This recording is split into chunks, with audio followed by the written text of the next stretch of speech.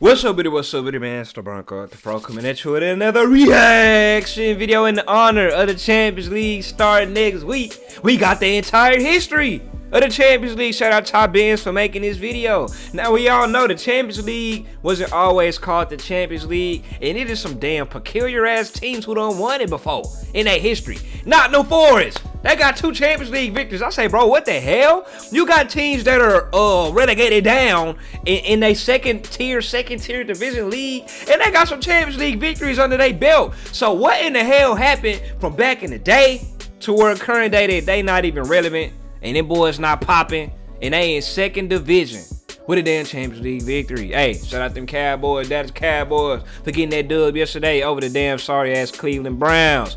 Go follow my gaming channel, Lil Bronco, Resident Evil series going on over there. Subscribe to my second channel, all my non-football content over there. Go subscribe to my Patreon, all my live game reactions, USA versus Canada will be uploaded over there. Instagram, Twitter, TikTok, all down below. Let's see what go down. This is what the Champions League was like almost a century ago, and this is what it looks like today. No. So, how did we get here? Well, it all started in 1954 when the English club Wolverhampton Wanderers beat Hungarian team Honvéd in a competition known as the Mitropa Cup. So it used to be called the Mitropa Cup? I thought it was called like the European Cup. So, okay, so before the Champions League, I think it was called the European Cup. And then before the European Cup, what do you say, the Mitropa Cup? Wolverhampton in them? Beat Hungarian team Honvéd in a competition known as the Mitropa Cup. Mitropa Cup, bro. Look at Wolverhampton bad. Out of darkness cometh light. Them boys think they finna go to war, goddamn go to battle. This medieval ass crest. They got the knight helmet on it with the keys, with the little Celtic cross. Out of darkness cometh light. So I'm assuming Wolverhampton is like a club for the royals, for like the higher class people, instead of like the lower class folk. Because you know every club always have a political background. Versus this Honvéd club, this for sure look like a club for the people. Yeah, you could tell just by the design. This is for sure a lower class type club, you know. Known as the Mitropa Cup. This victory led the English press to hail Wolverhampton as the champions of the world, but this just wasn't the case. This Mitropa Cup wasn't a serious competition with few games being played and a small selection of teams in the tournament. After seeing these headlines, Hungarian reporter Gabriel Hanna just had enough. Hold on, wait. Wolverhampton won, and they was calling themselves champions of the world, and everybody else was like, bro, hell no, what the fuck, Wolverhampton? Come on now, y'all ain't played the whole world. Man, where no allows it? Get it situated, everything. Competition to really figure out who was the best team. My mama. He brought this idea to UEFA, and just like that, the Champions League was born. Now, the story of the Champions League has 10 parts to it, like the saddest day in Champions League history that saw all English clubs get banned for 6 years. And then is that part of the reason why ultras and hooligans and shit is banned in like English competition?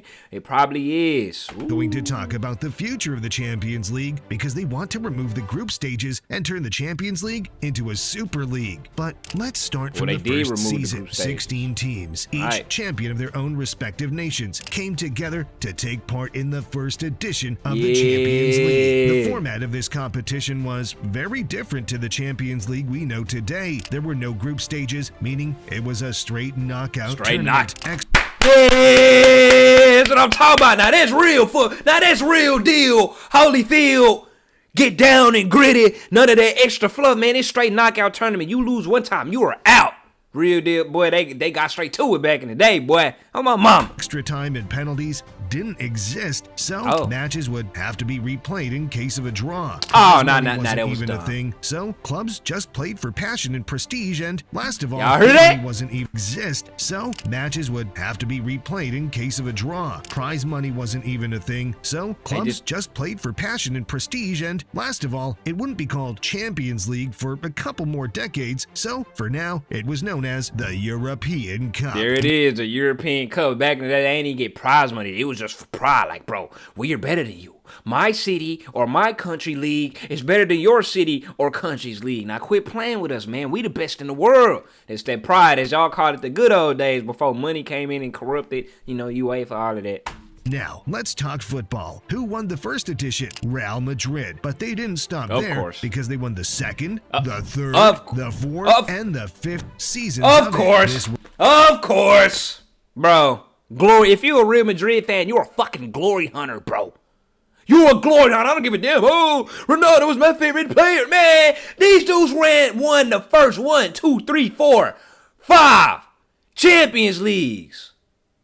And y'all really comfortable, bro. Y'all really, especially if you from Madrid, if you from Spain, not even Spain, bro. If you from the city of Madrid, okay, I understand. But bro, you a Madrid fan from Cincinnati, Ohio. You a Madrid fan from goddamn London, England. Like, bro, come on now. Grow some. You a Madrid fan from Argentina. Not Argentina. They go probably be Barcelona. But you a Madrid, man, y'all get what the hell I'm trying to say. If you from Portugal, you got an excuse. You know, Ronaldo was over there. Yeah, it is. But come on now. Goddamn glory hunters.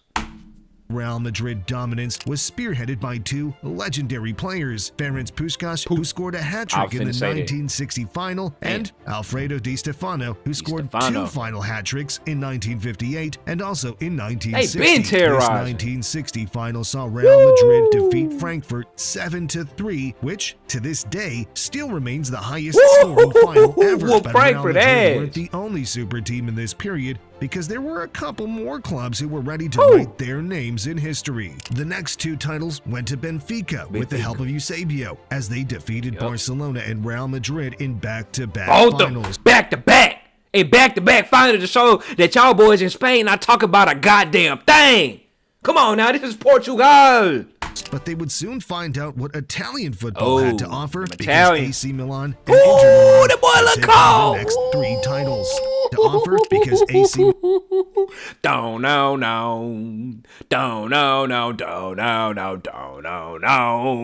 Look at them boys, they's not here to play on my mama.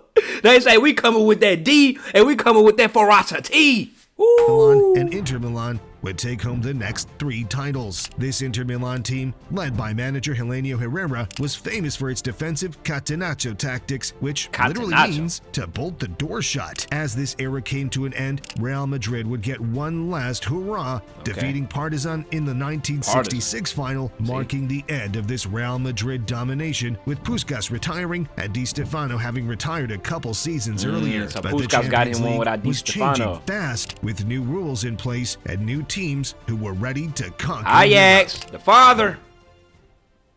All right, we got the 55, 60. 1967 was an important year for the European Cup, as extra time and penalty shootouts were introduced, just adding to the drama of it all. This meant that replays were removed and the away goal rule was introduced, so if a match ended in a draw after both legs, the team with the most away goals would go through. This era saw a lot of people. Let me know down in the comments, do y'all agree with them removing the away goal or not? I honestly, personally, I got used to it. Like when I first started watching, of course, when I first started watching, I was like, away goal, all of this. What the hell is that? Like, why, you know, what's the need? And now that they got rid of it, it has been hypothetically more entertaining games, since teams are not allowed to like sit back and park the bus because they ahead on away goals. Each team is just going because you gotta score.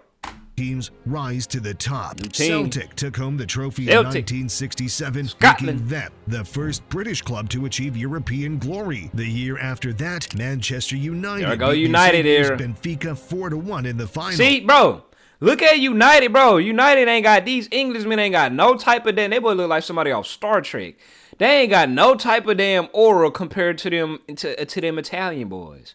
You feel me? They look all friendly, hip cheerio and all of that.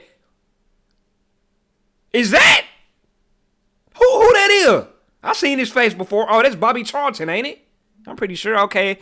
I was finna say, is that a manager? Like, that's Bobby Charlton, I believe. Where Endrick at?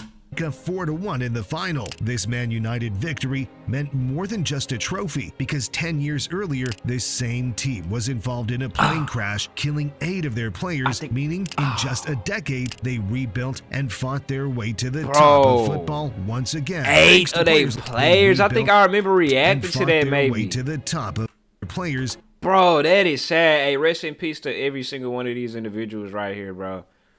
Plane crash, ending a whole team. Didn't that happen recently? Like It was like in a Brazilian league or something. I don't know. But yeah, situations like this is horrible, bro. They're just horrifying right there.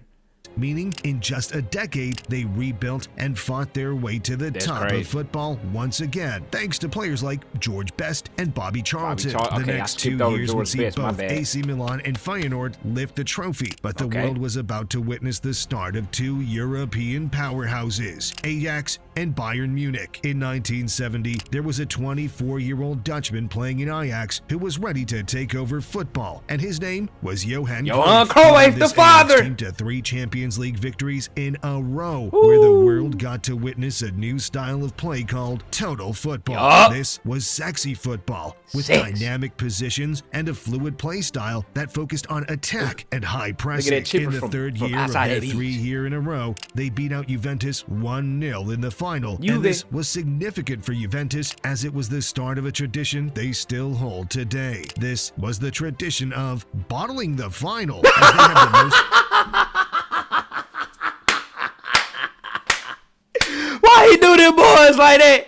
I thought he was finna say this is the start of the tradition of them always making the Champions League final and always showing pristine to win in the Champions League. This boy said tradition of always bottling the final. Damn, Juve fans. This was significant for Juventus as it was the start of a tradition they still hold today. This was the tradition of bottling the final, as they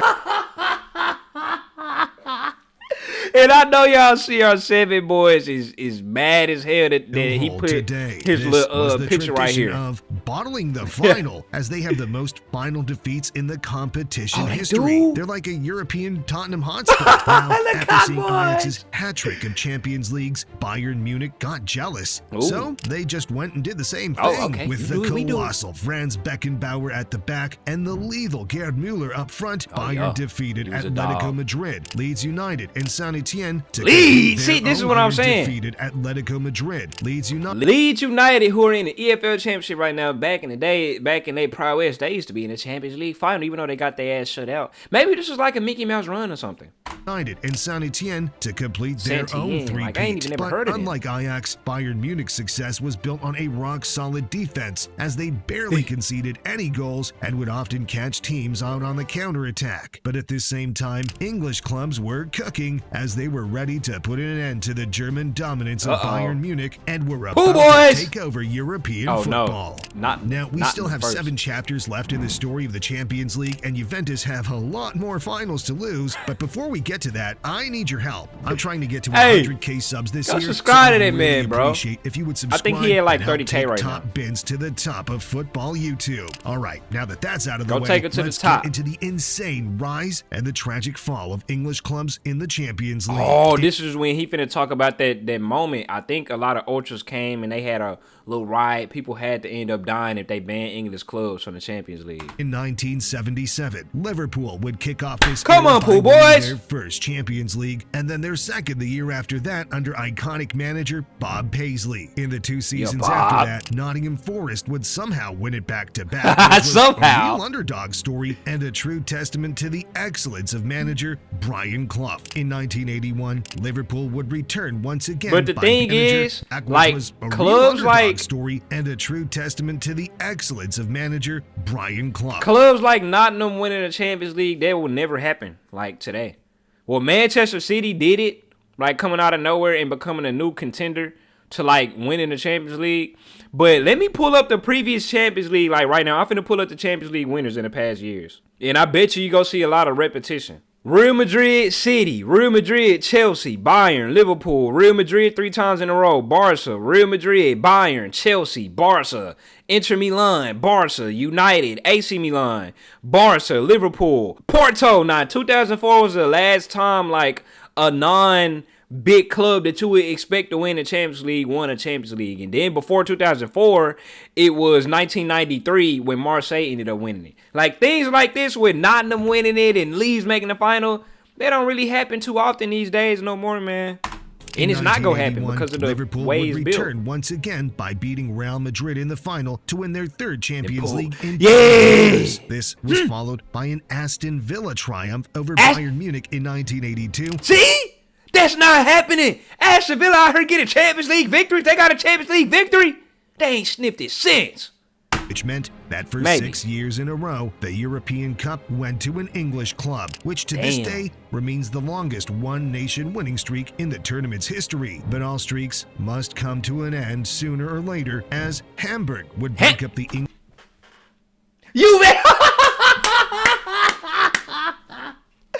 Those Juventus boys, oh my gosh, they lose it to Hamburg in the Champions League final, man.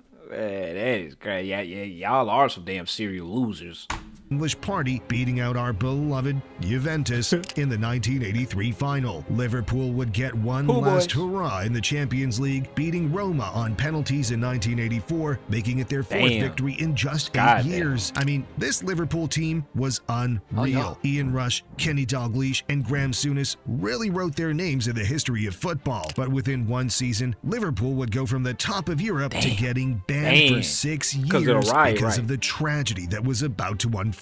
The next season's final would see Liverpool come up against Juventus. Now, during this time, hooliganism was becoming a big problem in England, with lots of violence and fights between fans. But this game would see this violence go to a whole new level. The game was taking place in the Heysel Stadium in Brussels, and fans arrived excited to see their teams play. As they were led into the stadium, the opposing fans were sectioned in opposite sides of the stadium, except for one group of Juventus fans, which were placed right next to the Liverpool supporters. Why would they do that? This sounds like the organizers' fault for sitting them boys right next to each other, and I know they felt guilty because if some people died, that's on you for doing this. Come on now. Before the game could even kick off, the Liverpool fans started throwing objects and flares at the Juventus fans. Some fans also jumped the fence that was separating the supporters and started fighting. These Juve fans tried to escape this section with the fear of what might happen to them, but with all the fans rushing to the bottom of the stand to get away, the stadium couldn't withstand all that pressure, and the wall collapsed just like that. 39 people lost their lives.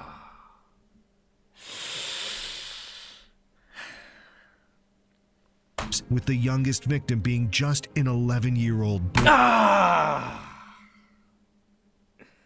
Bro, going to a damn football game, ready to see some football, nice for the Champions League, and some damn grown-ass men can't behave themselves and riding and throwing stuff, and now it's a damn stampede and collapsing because boys trying to fight, and you lose your life, bro. Your son, that's somebody's nephew, somebody's cousin, somebody's grandson, grandchild, brother. You feel me? 600 other fans suffered injuries, but managed to recover from them. Now, despite all this happening, the officials decided to allow the final to be played out with the fear that canceling it would just make the situation worse. That's a Vince McMahon ass move. So people died, 9 people died, a whole collapsing thing, and that was like, whoop, so much going on. Reminiscent of when Vince McMahon, when Owen Hart had fell from the ceiling, fell into the ring, died. It wasn't on national TV because it was during a commercial, but he died in front of everybody. You could see it on Jim Ross and JR face like they was shook. Vince say, hey, so much go on. These people paid money for tickets. You feel me? Like they really had this go on. That is nuts, bro. Juventus beat Liverpool 1-0 in a game that was surrounded in tragedy. This was the last straw for UEFA as they banned all English clubs from the competition for. I know they was mad as hell at Liverpool. They got them, boy. Oh, I know in the Prem, every time somebody played pool, boy, the fans was ready to fight. They say, we may be banned from the Champions League, but you can't ban us from our own league. I know they was in them stands. Boxing, boy. For 5 years. Liverpool were banned for 6 years, and this era of English dominance came to a tragic end. Now, following the Heysel disaster, UEFA had to make some changes and up their safety standards big time by ensuring all stadiums were fit to host football matches safely. The ban on all English clubs meant there was room for new teams to rise to the top of Europe, and that's exactly what happened with the most unlikely of winners in Romanian club FCSB beating Barcelona on penalties in 1985.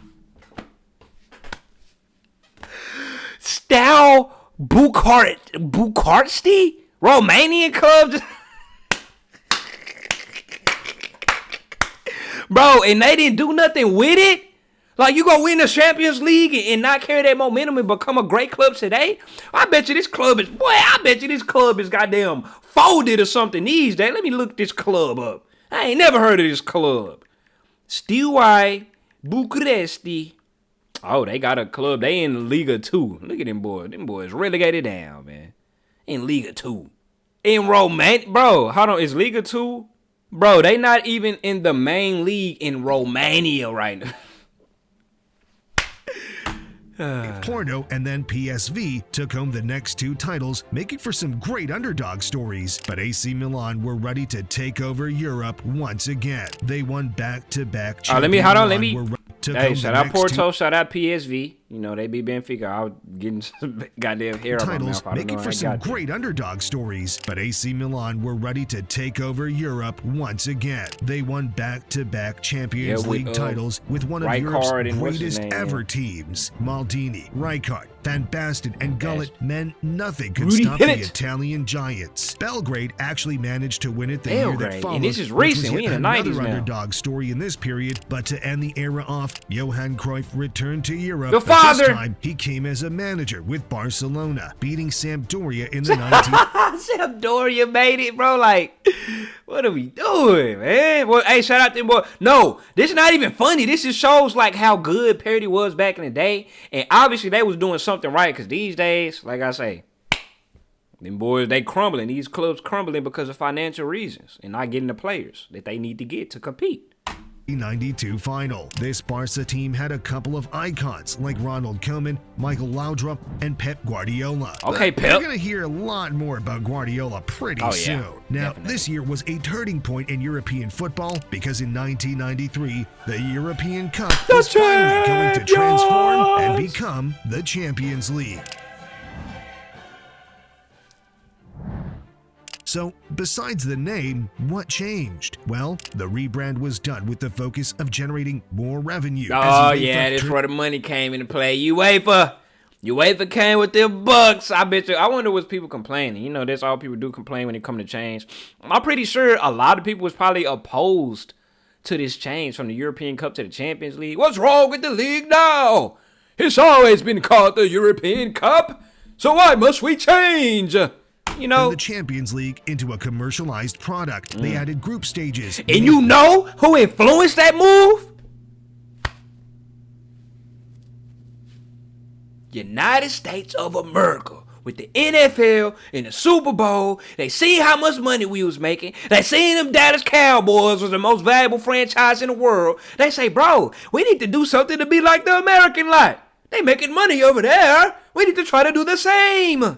More games would be played. They made it so that all matches on the same day would kick off at the same time. And the best part of it all, the English clubs were back. But they wouldn't really do much in the Champions League because the Italians were taking over. For 7 years straight, the final would contain at least one Italian team. 1993 saw Marseille edge out AC Milan to the trophy, but Milan would be back just 1 year later to thrash Barcelona 4-0 in the final. Barca, Ajax would put a stop to the Milan dominance as they won it in 1995. 1996 actually saw Juventus win the final, but things would go back to normal in What is his problem with Juventus, bro? Juventus finally done got them a dub, and he told us, well, things will go back to normal the very next year. 97, as Juventus lost yet another final, and this time against Borussia Dortmund. With this Juventus team, the world got to see Zinedine Zidane light the Champions League on fire, as he was a key player in the team. Now, up until this point in history, the Champions League was actually a Champions League, with only the champions of each nation taking part. But in 19... I like that. I wonder why did they ever... Well, of course they changed because of money. But I like it better like that. It's called the Champions League for the reason. You might as well rename it these days to the best league. Because the champions, they not all goddamn champions. It's like top 4 from each league. Top 4 best teams. Rename that whole the damn best league. The greatest league or something. Not no damn Champions League. 98, this would all change. There were talks of a European Super League forming amongst Europe's biggest clubs, which caused UEFA to respond by increasing the number of Champions League spots to so they even had the Super League back in the day. Multiple teams from one nation would be allowed to take part. This meant more games, more drama, more goals, and this is the format that we still see today, and we're going to see for one more year, because in 2025, the Champions League will completely change. But we'll get to that soon.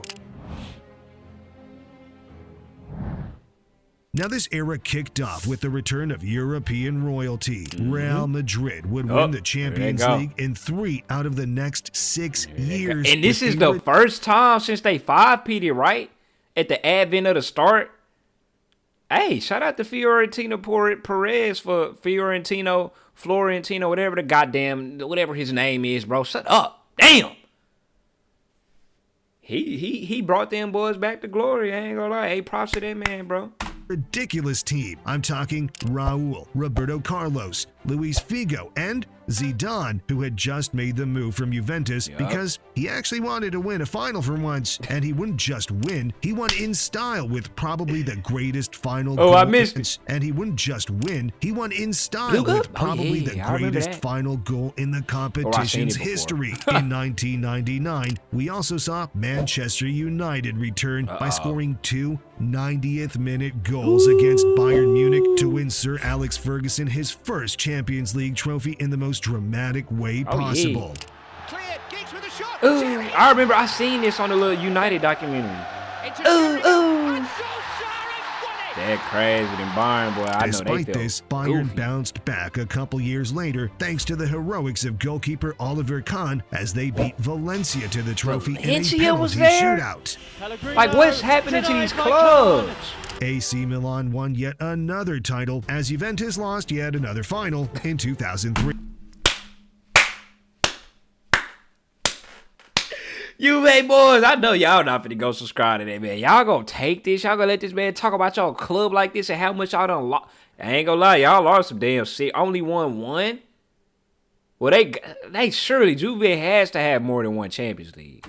Poor Juve fans. This was followed by the arrival of the special one in Europe. Mourinho announced himself as one of the greats by managing Porto to a Champions League victory against all the odds, making for one of Europe's great underdog stories. They got the treble, right? What was even more unlikely than that is what Liverpool did the year after. In Miracle the of Istanbul! Final, they were 3 goals down going into halftime against AC Milan. The game was over. There was no chance of a comeback, especially against this Milan team. But in the 54th minute, Gerrard bagged a header. Just 2 minutes later, Schmitzer made it 3-2. And just 6 more minutes passed till Gerrard won a penalty and Liverpool made it 3-all. The game went to extra time. See, I don't like this rule. I already told y'all that, bro. I went viral on Twitter about it, voicing my opinion. You know, everybody fried me. I got Americans as a whole fried. Penalty, and Liverpool made it 3-all. I don't like this. He got packed up.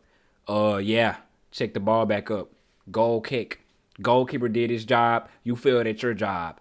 You shouldn't get another chance after you failed to get a cheap tap in, you know? The game went to extra time, and it eventually came down to a penalty shootout, which Liverpool managed to win, completing the greatest comeback in the history of the Champions League. Now, roll on 2006, and the mighty Arsenal came up against Barcelona in the final. An early red card to Lehmann posed a challenge that Arsenal just couldn't overcome. The brilliance of Ronaldinho and Samuel Eto'o.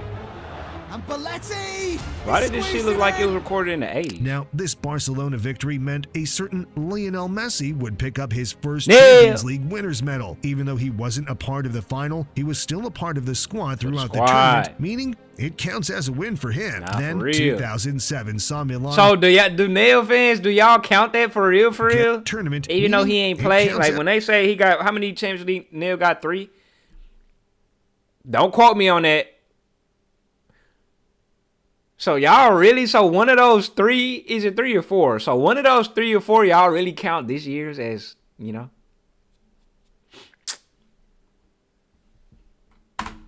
as a win for him. Then 2007 saw Milan get their revenge on Liverpool as they sunk the Scousers, winning 2-1 thanks to a brace from Inzaghi. Look at the little PlayStation billboard back there. Sony. Yeah. Look at PlayStation 3, man. That's just nostalgia. Even though I didn't play PlayStation 3, I'm always team Xbox. But this is just nostalgia, bro. Just seeing the fun. It reminds me of Spider-Man when I see that fun. Has his second. This Milan team was quite special, to say the least. A lot of y'all probably wasn't even born in 2008. Y'all, if y'all was sucking on bottles and thumbs and then Pampers and shit. I remember 2008. Like I said on my secondary channel when we was reacting to that one video, bro. I was playing SmackDown vs. Raw 07. I was on my DS. I was on my Game Boy SP. I was on my PSP. You feel me? Come on now. Watching Hannah Montana, Wizard Waverly Plays, Corey in the House, That's So Raven. Y'all ass still in the womb. With Pirlo and Gattuso in the midfield, Maldini at the back, and Seedorf, who had just won his 4th Champions League with his 3rd club, as he formed part of the Ajax winners of '95 and the Real Madrid team of '98 too. And that boy look like what about Real Madrid team. Manchester United, black boy, teenager, defensive midfielder. What that boy name, man? Y'all know who I'm talking about. What's that boy name? Yeah, what's that boy name? God damn it. Let me look it up. Kobe Mainu. Tell me he don't look like Mainu right there. They could be Mainu daddy or his uncle. Something. Of '98 too, and not to mention the brilliance of Kaká, who finished top scorer in the Champions League, also picking up a Ballon d'Or. Now, this was significant because this would be the last time for the next 12 years that a player besides Lionel Messi or Cristiano Ronaldo finished as the top scorer, the greatest era, or won the Ballon d'Or. Because in the next season, this Messi-Ronaldo domination would finally kick off. Yeah. But before that, there were a couple of greats in this era who just missed out on the Champions League trophy, but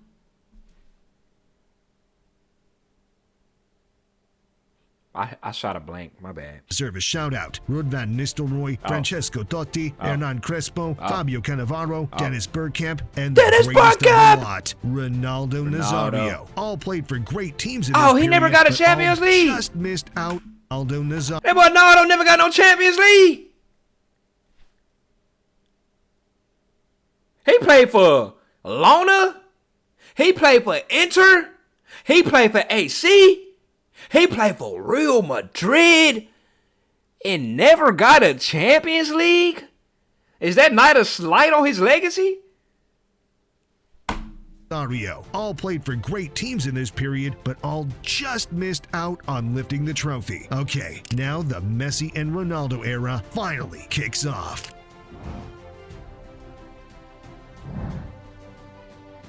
In 2008, it was an all-English final between Manchester United and Chelsea. Cristiano Ronaldo scored a goal. That's a goal. And a goal. Lampard soon equalized. Frank. After the 90 minutes, it was still 1-1. The game went to penalties, where Ronaldo stepped up and missed. That weak-ass run-up, you could tell he was going to miss. But by a stroke of luck, John Terry missed the penalty that would have sealed it for Chelsea, meaning Manchester United would lift the 3rd Champions League in their club's history, and Ronaldo would lift his first one. This United team wasn't all Ronaldo, though. The likes of Rooney, Scholes, Giggs, Ferdinand, and Vidic all helped make this United team great. But just 1 year later, Ronaldo and United would go from champions to runners-up, as Lionel Messi, with the help of some greats like Henry, Iniesta, and Xavi, would sink United 2-0 under the management of Pep Guardiola. But I have to highlight in 2009 was the Messi and Ronaldo era. Well, I'm pretty sure y'all kids, y'all not gonna freaking know. But anybody that was born like 1990, I was 10 in 2009. So I say anybody who was born from 1995 and below, let me know, was the Messi Ronaldo era was the Messi Ronaldo prevalent? Like, was the debates there, or was they still like both, you know, still on the come up before that rivalry even started? Let me know something. Under the management, like I said, kids don't say shit, bro. If you were born, if you 99, you good. That's my year. You 99 and below. I really want to hear from 95 and lower. But if you 99 and lower, y'all got to pass for me, bro. But if you were born in fucking 2000 and above, I don't want to hear anything. You wasn't there. Of Pep Guardiola, but I have to highlight a specific game in this year's Champions League, and that's the second leg of the manner. The Chelsea players that's just when the couldn't rigness. believe what was happening. Barca Chelsea. But that's football. Sometimes these things happen, I guess. He must have got copyrighted because y'all seen the season skip. would see Messi and Ronaldo take a break from the final as Jose Mourinho was back in the headlines with Inter Milan beating Bayern Munich thanks to a brace from Milito. Okay, Milito. Roll on 2011, and it's deja vu with Barcelona against United once again. And Lionel Messi scoring to sink Man United once again. Neil with his second Champions League. Chelsea finally got their trophy in 2012, beating Bayern Munich on penalties. See, now this is the era where like lower teams not gonna be in the final no more. 2014 was a crazy year in the Champions League. Ronaldo scored 17 goals this year, breaking the record for the most goals scored in a single Champions League season, which used to be 14 by Messi. And this final was dramatic, to say the least. A Madrid derby where Atletico Madrid scored early on and held the lead all the way until the 93rd minute, but Sergio Ramos stepped up, scoring a header to send the game to extra time. Real Madrid went on to obliterate Atleti with 3 extra time goals from Bale. Shout out Sergio, Marcelo, bro. He did that for real. And Ronaldo bringing the title back to the Los Blancos. Of course, Ronaldo got a pen. Took it straight off in there. But the year after that, Messi, along with his new friends Suarez and Neymar, so Messi only got 3 Champions Leagues. Another Champions League, making this Messi's 4th and last trophy in the competition. And this final was against our beloved Juventus, which has basically become a free hit at this point. Now, the year is 2016, and Zinedine Zidane Hold on, wait, did he just skip? He said you already know Juventus lost that. Come on now. Final was against our beloved Juventus, which has basically become a free hit at this point. He got that a free hit. So the MSN era, they got 2. They got back-to-back. I didn't know that. Okay, so yeah, Messi. Okay, so that's why they say Messi has 3 because the first one he didn't play in. So yeah, he got 3 legit ones. The year is 2016, and Zinedine Zidane is back in the Champions League, but this time as the manager of Real Madrid. Okay, now this was a three-peat. three-peat. About to lead Madrid to an iconic three-peat. A penalty shootout win against Atletico Madrid, a 4-1 throbbing of Juventus, and a 3-1 victory against Liverpool would cement this Real Madrid team as one of the greatest the competition has ever seen. Now, in 2018, which is the last year of the three-peat, we got to see Ronaldo score probably the most iconic Champions League goal ever in the quarterfinals against Juventus. Nasty. Of course it's against Juventus. And in this year's final, we also saw Ramos take dirty play to a whole new yeah. We knew this one. Of course. As he took Mo Salah down. This, coupled with a calamity of errors from Loris Karius, meant heartbreak for Liverpool fans. It's far more straightforward to Raul. This would mark the end of an era of dominance from Messi and Ronaldo, as 2018 would be the last time either of them would lift the Champions League trophy, as Ronaldo ended with 5 and Messi with 4. But now there 3, were some news technically, that only counts. Trophy, as Ronaldo ended with 5 and Messi Ronaldo with 4. played in all 5, Messi played in 3. But now there were some new stars in town that were ready to take Europe by storm. Now here go the era where I started watching. Now 2018 saw the introduction of VAR into the Champions League, which would be a controversial topic to say the least. This year saw Liverpool come back from Come on, pool boys! Come on, pool boys! Spurs comfortably in the final. But the real drama of this season Look at that again. To beat Spurs comfortably in the final. But the real drama of this season came in the semi-finals. Barcelona thrashed Liverpool 3-0 in the first leg, with Messi looking like he was on track to win another Champions League. So a comeback then in the second half. Ronaldo scored 2 goals in 3 minutes to make it 3-all. They copyright the hell out of it. I'm probably gonna blur this out myself. They copyright the hell out of this. With 10 minutes left on the clock, Liverpool had a corner, and Trent Alexander-Arnold caught the Barcelona defense. The next year we saw... Look, it even got copyrighted on the original shit. I told y'all. UEFA does not play about that corner taken quickly. They have that on lockdown. Mbappe make his way to a Champions League final, but get his dreams crushed by this insane Bayern Munich team with Robert Lewandowski in the form of his life. Because of the pandemic this year, the knockout stages were only 1 leg. But that didn't stop Bayern Munich from absolutely humiliating Barcelona and Lionel Messi in the quarterfinals with an 8-2. 8-0! Jesus!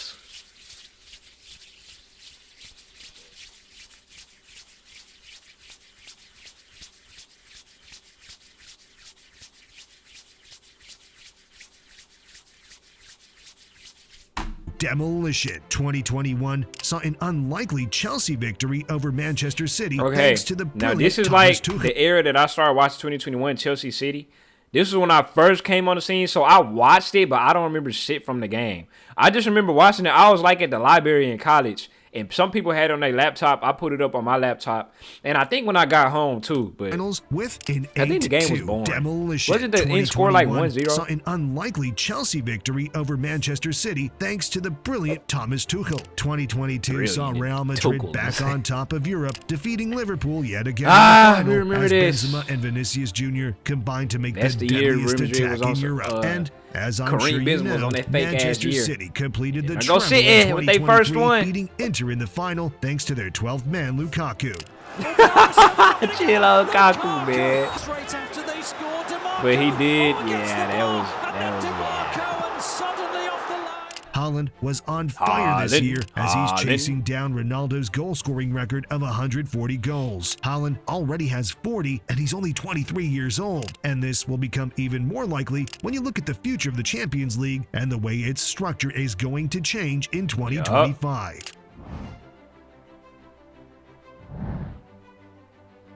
UEFA have announced that they'll be increasing the number of teams from 32 to 36 and also remove the group stage format entirely by adding a league where the top 8 teams will qualify for the knockout stages and the rest will give a playoff match against each other. Now, what does this mean for the clubs? Well, this is being done with money in mind because more games will be played, meaning more money for the big clubs. The extra spots will not be given to the smaller European leagues. Instead, they'll be given to the so-called top performers in Europe, so the which Super League will most likely be a Premier League club and another one from the top of Italy, Spain, or Germany. I mean, well, if you like to see competition, then that's a good thing.